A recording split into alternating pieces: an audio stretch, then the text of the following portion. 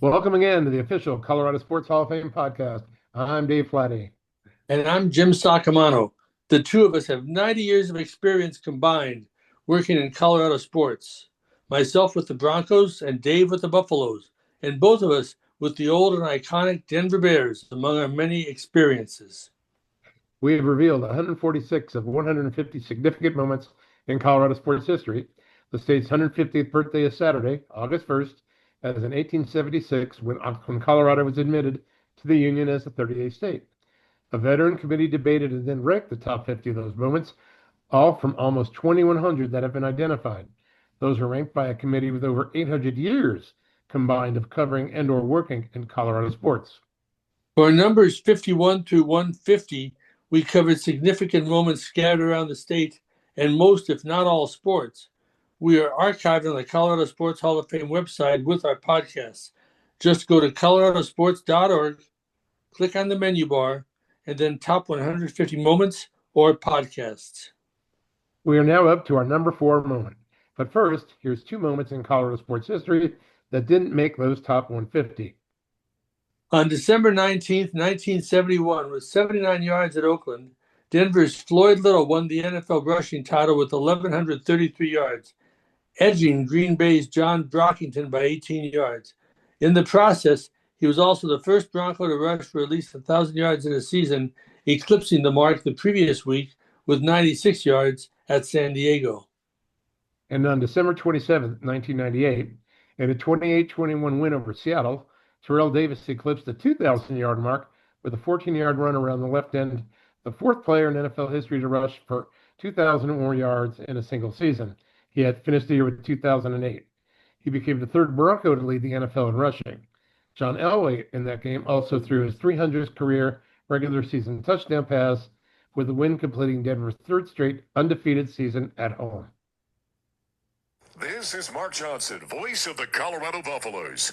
As we count down the greatest moments in Colorado sports history, it's worth remembering that great sports moments don't just happen. They're built on preparation, resilience, and staying healthy.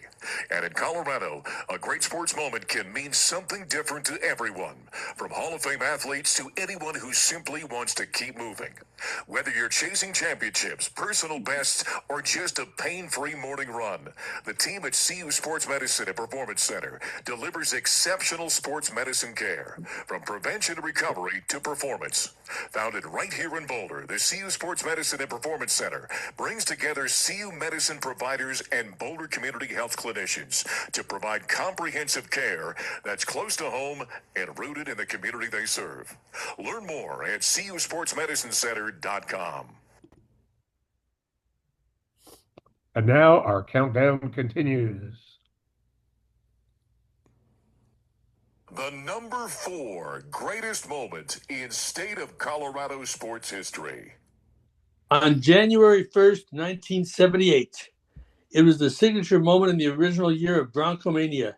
74,982 in attendance at Mile High Stadium braved the 20-degree weather to see the AFC West champion Broncos win their first AFC crown and the Super Bowl berth that went with it, with a 20-17 win over the Oakland Raiders.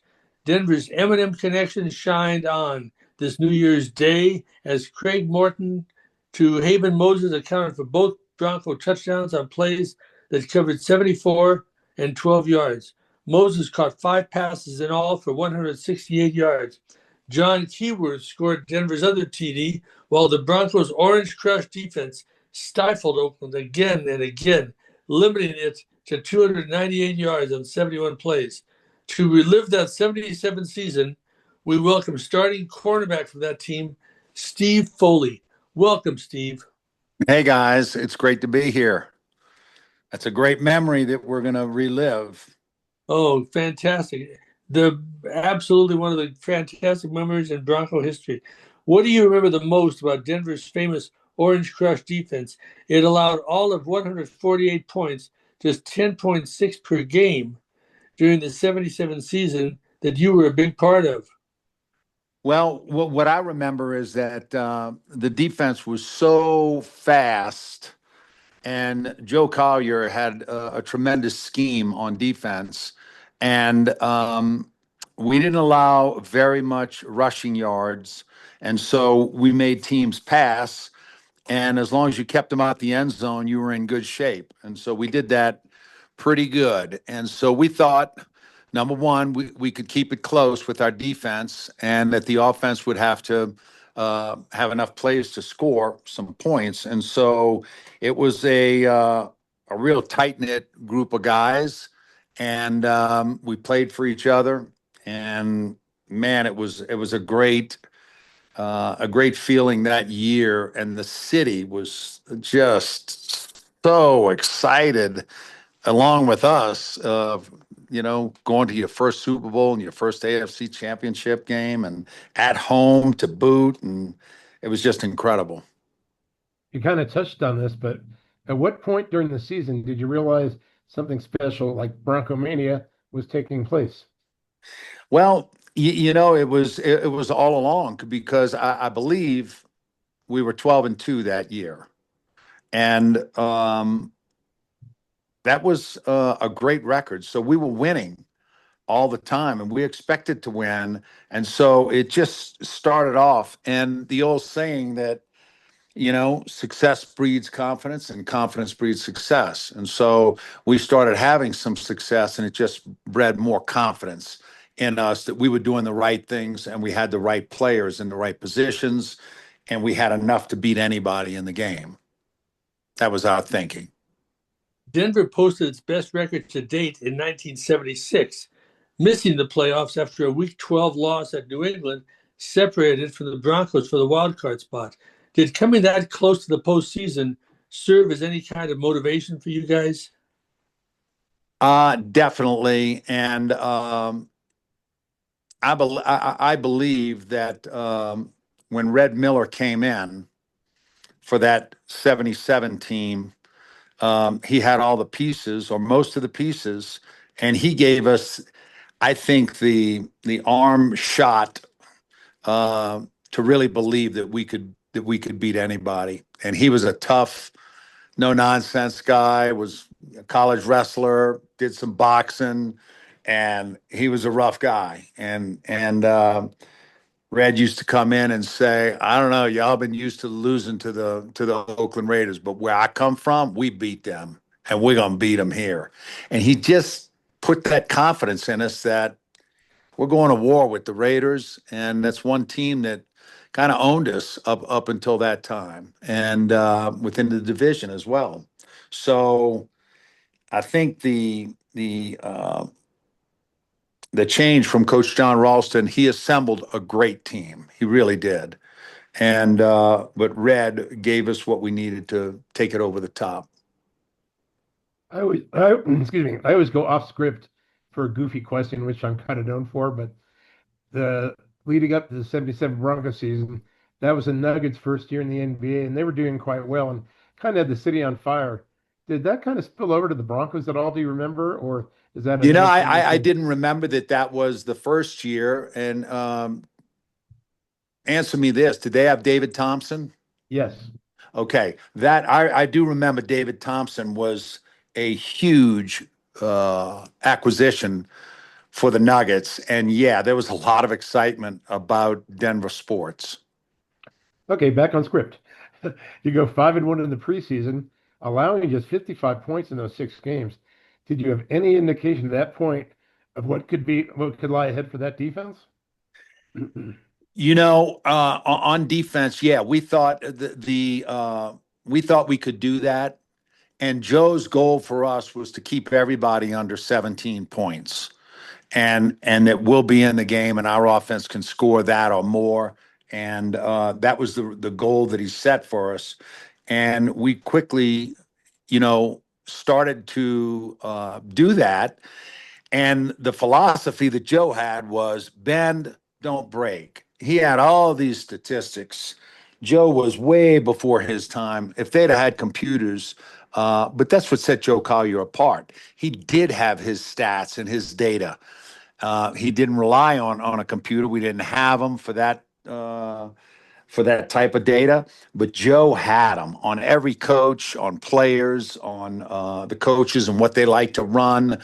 And he had all these statistics and probabilities of what they do in certain situations. So he was really ahead of his time in that department. So yeah, we thought we could, and the bend but don't break.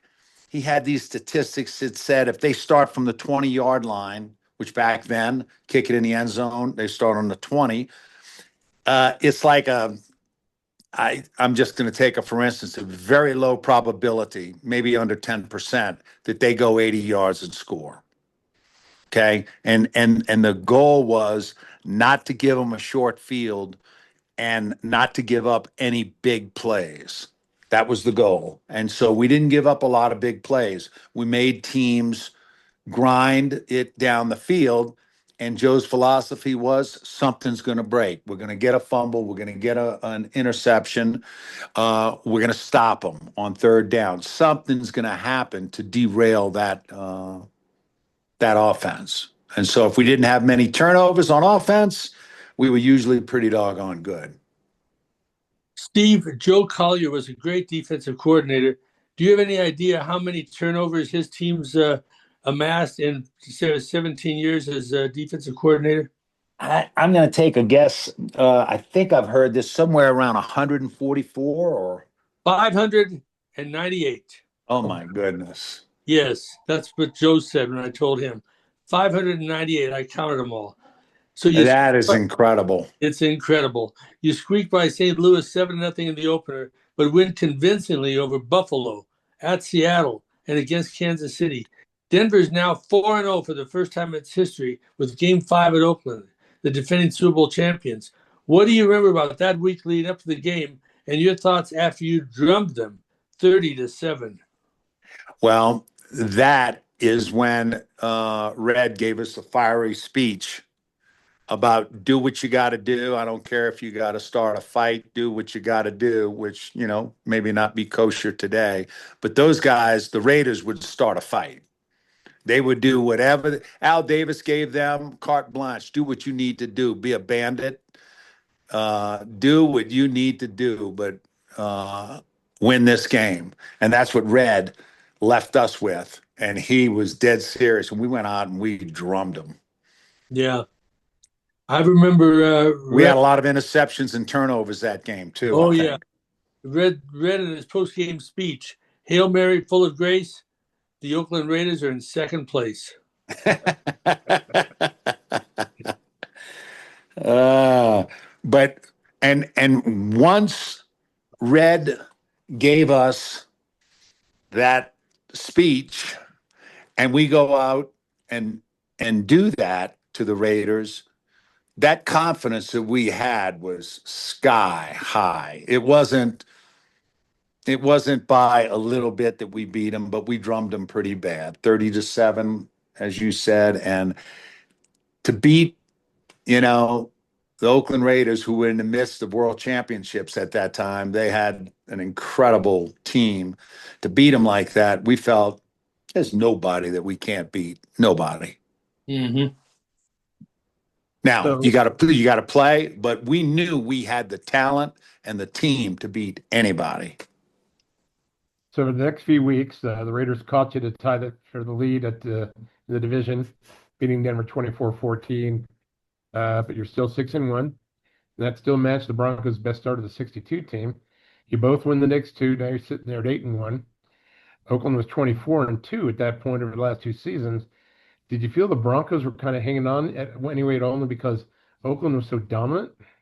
Well, we knew that they were so dominant, but that first win, we also knew that we could play with anybody. And now, we wanted to make sure that they had to come through Denver, that we're not going out there to play in Oakland. And that's what our main goal was. And man, when we played before the home crowd, when we beat Pittsburgh first and then the Raiders, oh my goodness. Yeah, that was something. These fans were on fire. So were we. In week 10, things break Denver's way. Broncos win 14-7 at Kansas City. The defense with a tremendous goal line stand in the waning moments. That's the one where Louis Wright, the punt return guy, at like the 1 yard line, and you guys held on for 4 plays. Incredible. Oakland loses 12-7 at San Diego in a game where the Chargers held the Raiders to a net 30 yards passing. Denver's now in the driver's seat with the time difference. Did you by chance hear that the Raiders had lost on the flight home? I think we did, and I think there was. I mean, we used to have pillow fights. I mean, we were having so much fun winning that we'd start throwing pillows after we ate, and guys would start hitting each other in the head and start throwing stuff, and the coaches just loved it. Guys were just like little kids on the plane coming home. When we heard that, man, we were like, I mean, it's surreal. It's like catching lightning in a bottle. You don't know how to do it, but when it happens, you can't tell somebody how to do it. There's no methodology to it, but when you catch it, it's surreal. And we caught it that year. And I want to say that when Louis got that punt returner, or it might have been a punt, and they might have done the fumble Rooski or the boomerooski and ran it down, and Louis came from across the field, tracked him down at the 1 yard line. We thought the guy had scored. So we're going to block an extra point, and Randy goes, "They didn't score. It's on the 1 yard line. Let's go." Joe calls a play, and we pushed him back. We held him for 4 straight downs, and one of the greatest goal line stands that I've been around. It was incredible. Yeah. But we thought he had scored, and we were going out for the extra point. All right, next up, AFC East leader Baltimore at home. Broncos win. Oakland hanging back one game after beating Buffalo. Week 12 arrives, and the Broncos win at Houston to get to 11-1, but the Rams beat the Raiders, who now drop to 9-3, and Denver clinches its first ever playoff berth. Once again, you're on the plane ride home. Oh, man. Out that happened as well. Oh, yeah. It just erupted because we got used to throwing stuff, and guys would be sitting there. And of course, you're not throwing anything that can hurt anybody, but you're throwing little things, maybe popcorn or these little pillows that we had, and guys are throwing them, hitting guys in the back of the head, and everybody is just erupting into screams and excitement on the plane when we heard that. Red came back and gave us the news, and man, then guys are throwing them at the coaches, everything. And they're laughing, going to the front of the plane and leaving us to ourselves. In that Baltimore win at home, Tom Jackson had the great interception down the sideline. Oh my God. That was, I thought, the biggest play. That was. It was massive. That was huge because they were going down to score. And Tommy intercepted it, and he takes it in, I believe. Yeah. And it was like, how far? 70? 76. 76. It was incredible play. But what was happening is everybody would take turns making plays. It wasn't like one or two guys. It was the whole team on both sides of the ball. Otis would be making a play, Keyworth, Haven, Rick Upchurch, you name it. And on defense, it was just everybody was flying around. We had 11 great players on defense. At one time or another, 8 of the 11 guys on defense made the Pro Bowl. A win over San Diego at home clinches Denver's first division title. Any recollection that day of what it was like in Mile High? You're talking about on when we beat the Raiders, or no, when you beat San Diego at home to clinch the division title? Oh yeah, oh man, it was just so exciting, And Fouch was such a good quarterback. They had Air Coryell back then, and man, it was just, yeah, the city was like, this was a first for all of us, for the players, for the city. It was just electric. That's all I can say. Electric. So the regular season ended with a 14-6 loss at Dallas. That some said was a Super Bowl preview, but a lot of players were held out and saw limited action since both had secured postseason spots. vanilla game plans that day in both offense and defense? Yeah, I remember that game, and we were in Dallas, and I remember thinking, oh man, we can control this team. They're not going to run on us, and they're not going to do all this stuff, and we held them pretty good. And I must be mistaken. I thought we lost by an extra point, but it wasn't. I thought it was 7-6, but you're Yeah, saying it was four. lost by a little bit. Norris, we played quarterback. It was Yeah, definitely the Denver backups. I do remember that. yeah. And they kept the major guys out. On defense, we played our guys. We played hard, and um, and they still had a lot of their good guys in there, like Tony Dorsett and stuff. But no, we held them, and we thought, yeah, we didn't go out in this game full force, but we're playing them at their place. Yeah, we can definitely hold this team. Mm-hmm. Playoff time. Despite Denver trailing for only 27 seconds in the pair of AFC games, both were nail biters.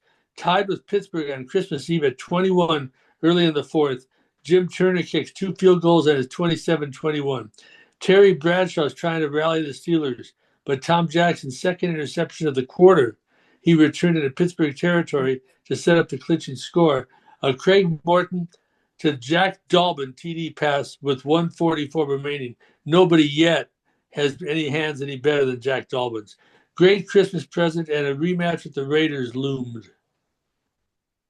Oh man, and I remember, if I'm correct, that Rick Upchurch, they weren't punting to Rick Upchurch. They were punting out of bounds. They decided to punt to Rick Upchurch, and he brings it to the house.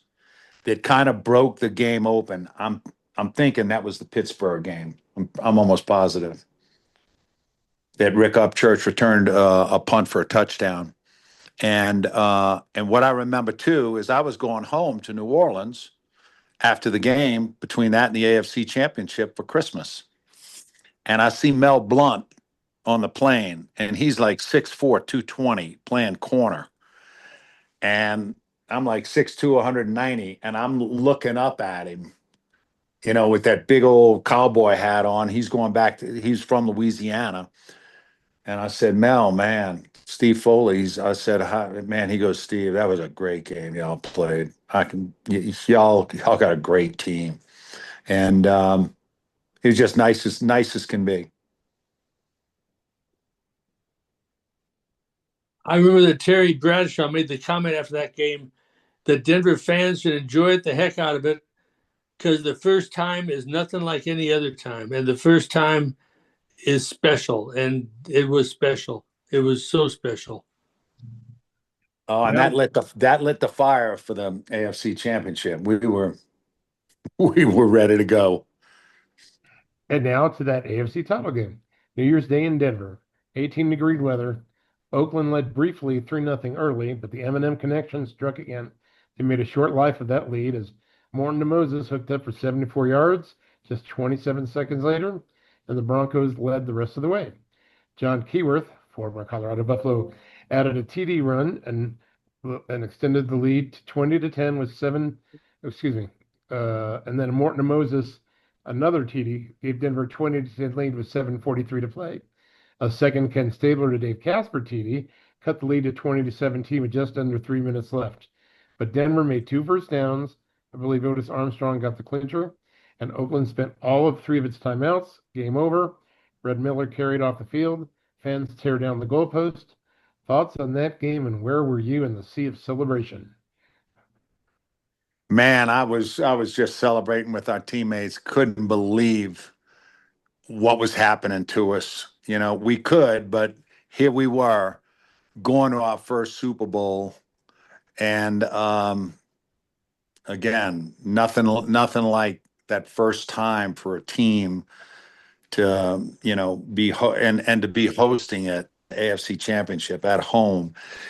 And Jim, if I'm not mistaken, was that the game that Craig was beat up so bad that we didn't know if he was going to play, and he comes out and plays like, I'm telling you, he couldn't move. He was purple No, he's and blue. hospital.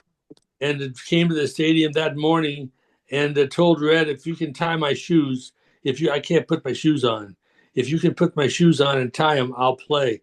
And it I was know. Yeah, I never saw anybody that purple and blue. And when he went out there, he couldn't move, but our offensive line protected him.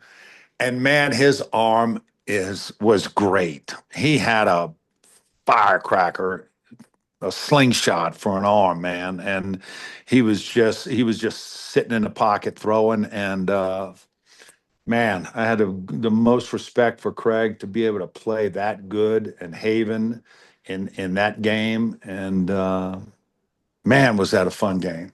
that game changed the rule. The NFL changed the rule on injuries after that game because Red had kept the press out of the practice field, and Craig was in the hospital all week. And after that game, the league said you can't do that anymore. You've got to announce your injury. Yeah. It changed the injury report. Yeah, Hey, because Steve. boy, we didn't think he was going to play. No question. Hey, Steve, what was it like in those final 3 minutes when the offense had to try to run at the clock? What was the defense doing on the sideline? Were you cheerleaders? Were you Oh, pacing back and you forth? bet it. We're like one first down, just one. Come on. And man, when we got that first down, Otis, oh, it was incredible.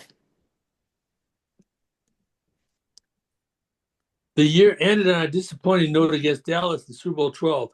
Maybe double for you since it was in your hometown of New Orleans. I know.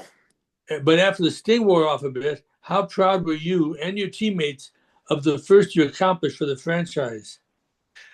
I mean, it lit a fire under us for years to come, and knowing that we at least had a team that could have won that game. We had an unfortunate amount of turnovers in that game. Plus, they played well. The ball wasn't bouncing our way.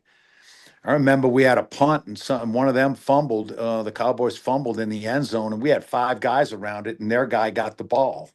It would have been a touchdown. And then they handed off the ball to Tony Dorsett. It hit him in the shoulder pads and started bouncing down the field. And they recovered it for a first down. And I'm like, you got to be kidding me.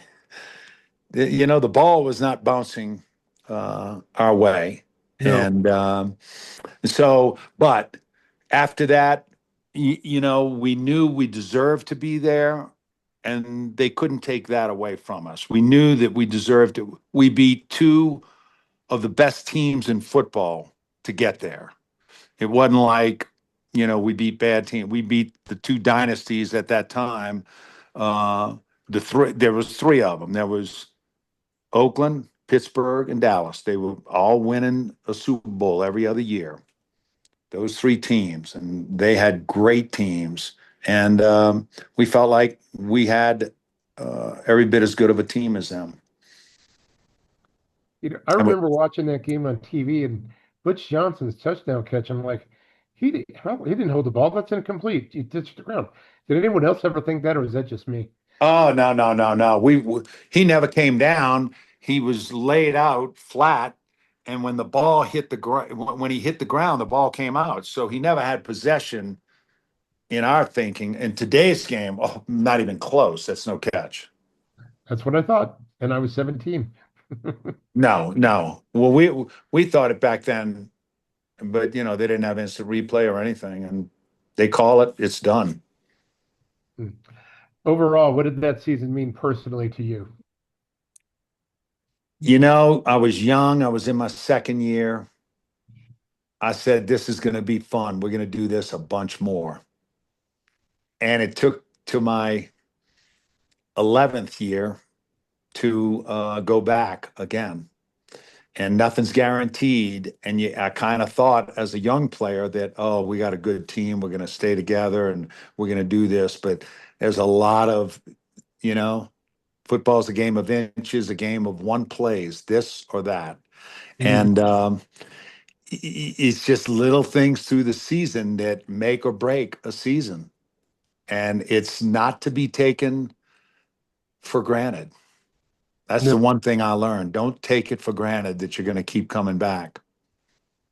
You were a New Orleans native. You are a New Orleans native. You grew up in a convent. Your dad bought a convent, literally an old convent, to house your big family because you were one of, I think, a dozen or 13 kids. 13, yep. 13 kids. You went to Tulane, and at one point you had two brothers playing with you. One was the center, and there was a play. Foley snaps to Foley. Foley completes a pass to Foley. That's pretty unusual. Yeah, that was a fun. When Sean Payton introduced me to the team, when he asked me to come out after I got the notice that I was going to be inducted into the Ring of Fame, and he introduced me to the team, and that's the story he told. This guy was a quarterback in college, and he had a brother that was a center, and another brother was a wide receiver, and it was Foley to Foley to Foley, and he said, in today's game, you'll never see that again. No. With the movement. The end of the first day of the draft and the second day, the first one I ever covered, a long time ago. And I said, "What are the Broncos looking for today?" And the PR man said, they've got a quarterback at Tulane that they think can be a pretty good defensive back. So we may take him. And the rest is history. Thanks. Yeah, wow. For having that 77 championship season and Bronco Mania with us, Steve. Hey, look, this has been a fun walk back through history. It's been a while, but you still remember the remarkable time that it was for Denver and for us as players to be part of that. It's special. And the greatest thing was the teammates that I got to play with that, oh man, I've become lifelong friends and some of the greatest guys, just individuals, not football players, just individuals that you could ever want to play with.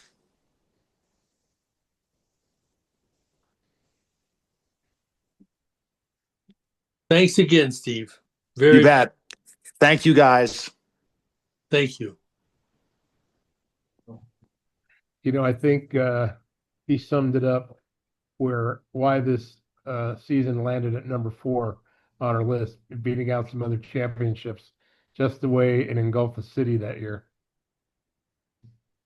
Yeah, that was something. That was really something.